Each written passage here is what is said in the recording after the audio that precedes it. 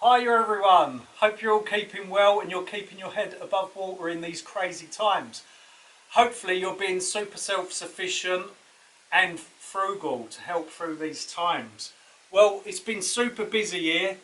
I've not had time to put a video up as usual. Things have been going wrong as usual, and I've had something called costochondritis. Now that's nothing to do with being aggravated by the extortionate shitty priced coffees that Costa Coffee sells and all the other crap they sell. It's got nothing to do with Costa Coffee. What it is it's like swollen cartilage between your rib cage and the muscles as well being sort of inflamed. So I'm pulling round. I'm not going to hang my boots up just yet. This condition's normally caused by sort of when you get older and like existing injuries and overworking the muscles there. It's probably a combination of all three. I think I've done all three of them. So that's that. But yeah, all is well, all is good. Let's get on with the video and see what's been going on here. If it's going to rain here, it fucking pours. We have had a burst mains water pipe. A big one in the garden. Look, you can see the diameter of that. This is the culprit. The fitting has snapped there. So what happened is I came out here to feed the chickens and I could hear water pouring into the well. I'm thinking, where the bloody hell's that coming from? And I lifted the cover up and I could see the sides of the well. There's all water squirting out the sides, and I'm thinking, what the hell's happening? Turns out, and there was like a puddle here as well. There was a big puddle here on the surface, and it turns out that this had burst. So we've dug a big hole,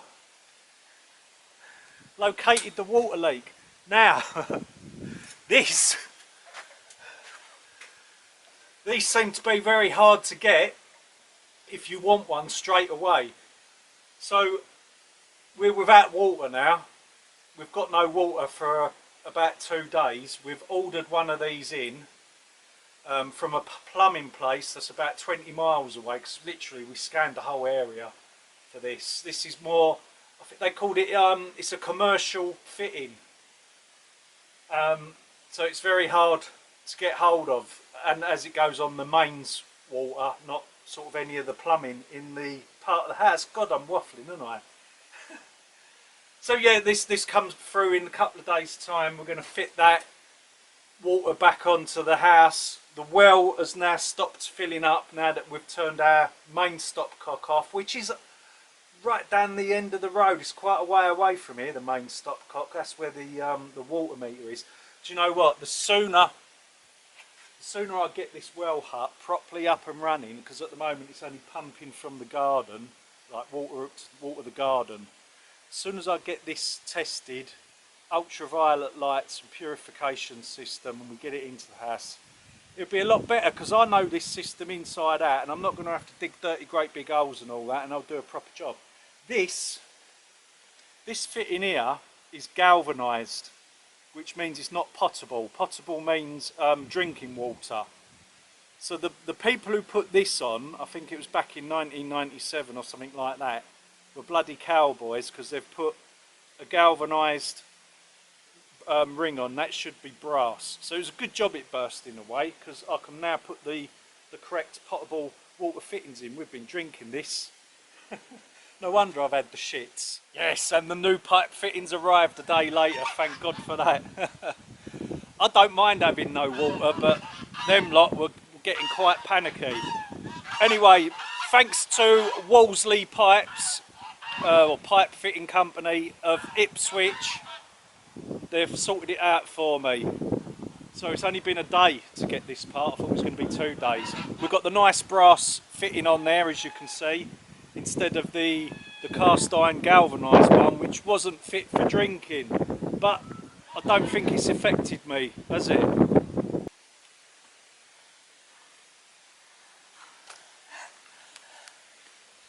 There's no room. There's not much room down the hole. And the worst thing is, I should have dug the hole bigger, but it's just like I don't want any grit between any of the seals and all that on the pipes. I've got this bit in, I'm just going to have to get a wrench now and tighten it all up. Bloody, I'm getting too old for all this bloody lark, I really am.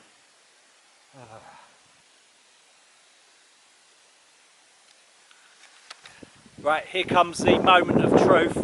The water's being turned on down the road. Oh, it's a bit windy. And we'll see if it leaks. I've got tissue paper under there to see if we can see any drips on it. Just waiting for that phone call. It's half a mile, you wouldn't believe it. Our stopcock is half a mile down there. That's where the water meter is. Crazy, that's living in the country for you. And to top it all, no one will insure us for that length of pipe. We've already tried, no one wants to touch us. They're all too scared. Hello. She's in the hole, turning it on. I'm recording this, by the way. Yeah, righty tighty, lefty loosey. This what? So, do anti-clockwise. Anti-clockwise. Yeah, you've got to turn it anti-clockwise, yeah. That will turn it on. Now you should see the thing turning on the meter. The actual meter, you should see like a dial turning as the water's flowing in. Is that turning? Yeah, we'll keep winding it so it's fully open.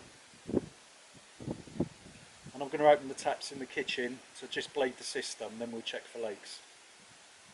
That's it, all done, no leaks.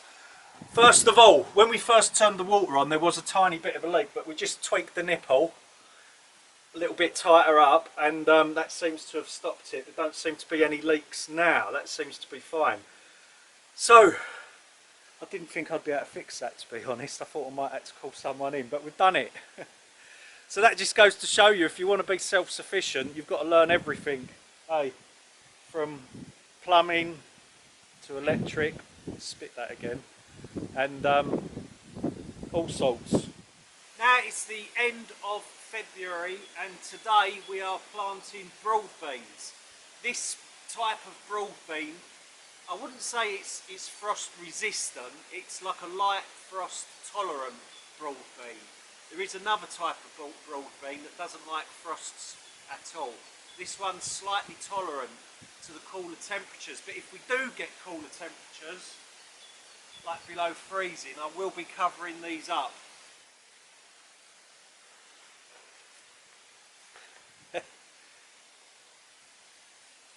There we go. That's all done. We can just throw like a blanket or something over the top there, a sheet, if there's a frost coming.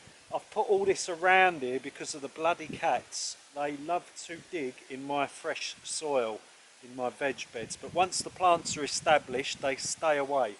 So this will be here till they get established. God blimey, look at this. Some of these flakes are as big as 50p pieces, eh? And to top it all, we're getting low on dry cut wood. We've got plenty of wood, but it's not dry and it's not cut. This is the reality of trying to heat your home off grid, so you don't, yeah, this is the reality of it. You get to this time of year and this ends up happening, and oh, you end up fucking shit street, really. Now, what else have we got in the garden? Well, from last year, we've got leeks. These leeks were started off at mid-spring last year. They say there's going to be a leek shortage because of the weather. This is the worst my leeks have ever done, but when we think back to last year, we had that serious heat wave. Everything was just too hot, too dry. So I don't think the leeks enjoyed that sort of weather. But hopefully they will get a bit thicker now the spring is on its way, and we should be able to harvest these. Now today I have been sorting out all of the mirrors. on my lanterns, on my oil burning lamps. These stainless steel make perfect mirrors. They're like little plate things. And on my lights in the front room, let's go in there, these wall lights have got this mirror on. They were very tarnished and in a right old state, and you couldn't polish them up. We tried Brasso on them to try and get them to shine, but it didn't work. So what we're doing now is electroplating, a fine coating of metal. Now I've got sort of various odd bits of metal here, which I do know has got some sort of coating on. Some of it I know is galvanised, some of it could be even nickel. But we've made up a solution of vinegar and salt, and the salt helps the conductivity of the electric in there, on a old like phone charger, and you see it's bubbling away in there and slowly coating the metal. So that's my project for today. So what's happening here is you're literally taking the metal or the coating off of one thing, and it transfers through the electrolyte solution that you've got, and then places it onto the other one, and it's done through electricity. So you've got like a positive and a negative, and I do believe that the metal travels from the positive to the negative and puts it onto the negative. Yeah, that's how it works.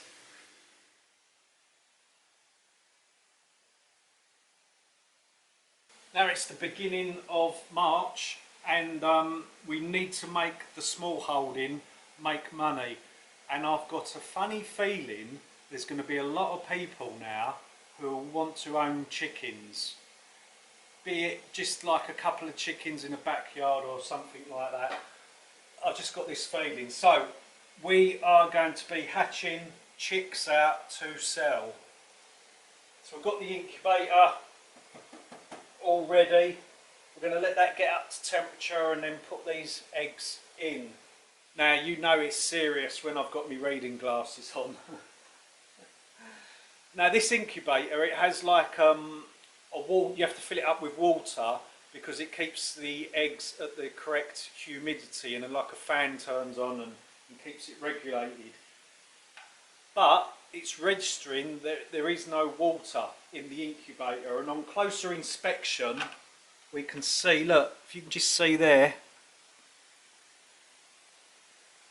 a wire has somehow become unsoldered, so we're going to solder that back onto the circuit board. That should be the problem.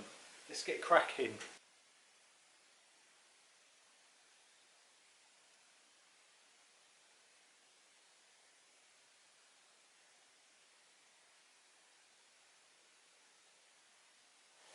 That's it, a little bit of tinkering and fettling, and that seems to be okay. That's not coming on anymore. We just got to wait for that to get up to temperature, then we can put the eggs in. The temperature's got to be 37.5, which you can set all this. Look, if you press the set button, you set what values you want. So the humidity is 46% and 37.5 for the temperature.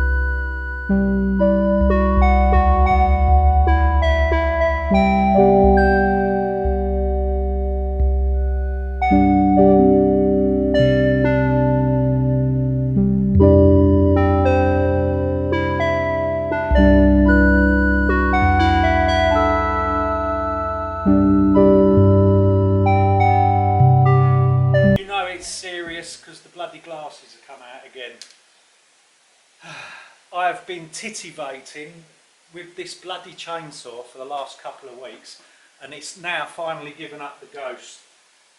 I've tried a lot of things to fix it, and I've got nothing to lose now, and it's a strip down of the carburettor.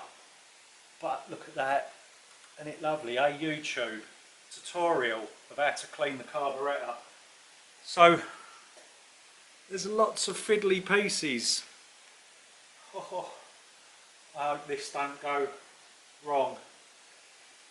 There's always something going wrong here, and I think that's just generally, that's just smallholding life.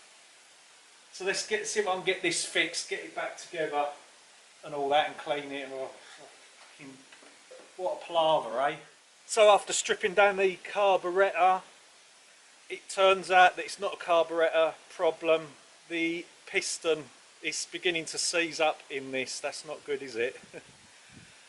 So it's going to be time to invest in a new chainsaw, and I'm going to go over to the electric Stihl MSA 220. That way I don't have to worry about carburettors or engines and things like that, and I can charge off of my solar panels, so it will make me sort of more independent, no more fuel. So these things are sent to test us in life, and we've got to take the rough with the smooth. All we've got to do is get on with it, get the jobs done, get things done, and everything will come out in the wash and be okay. You know it makes sense, eh? So sadly that brings us to the end of another video. Stay frugal, keep safe, and keep your head above water in these crazy times, and I'll see you on the next video real soon. Take care. See you later.